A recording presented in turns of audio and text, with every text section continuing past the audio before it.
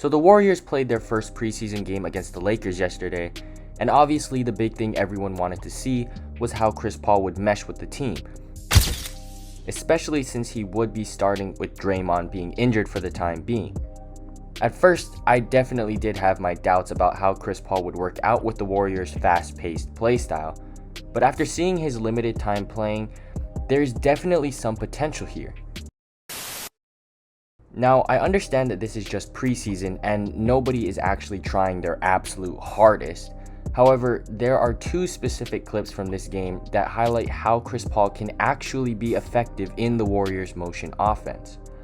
Now, before I show these clips, I want to preface that Chris Paul is an excellent pick and roll player, so remember that as you watch this first clip.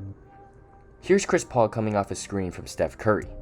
Now, this screen is actually very important to the rest of the play because it forces Vandal to go over and trail CP.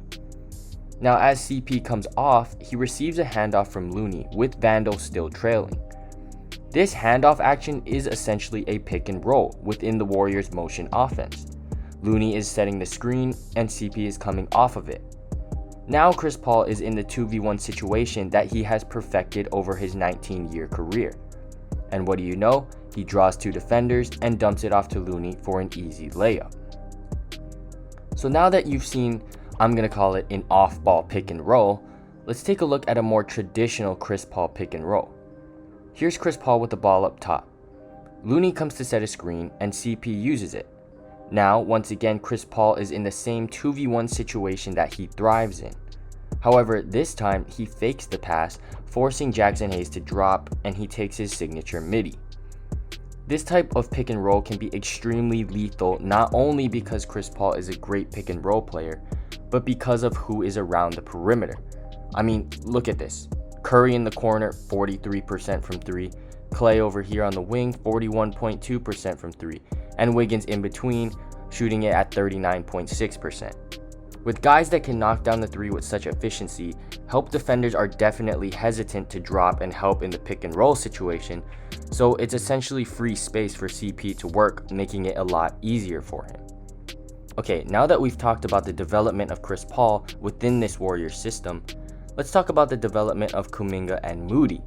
I mean, these two dudes are definitely getting better. Kuminga had 24, 8, and 4, and Moody had 15, 4, and 2.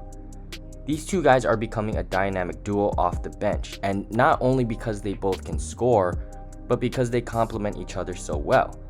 Kuminga has the slashing and athletic prowess. Joseph, Rodney McGruder, Draymond Green will not play, but Jonathan Kuminga elevates. And Moody is a more spot-up, move at his own pace type of player. Moody, a little show and go, and dropping it in.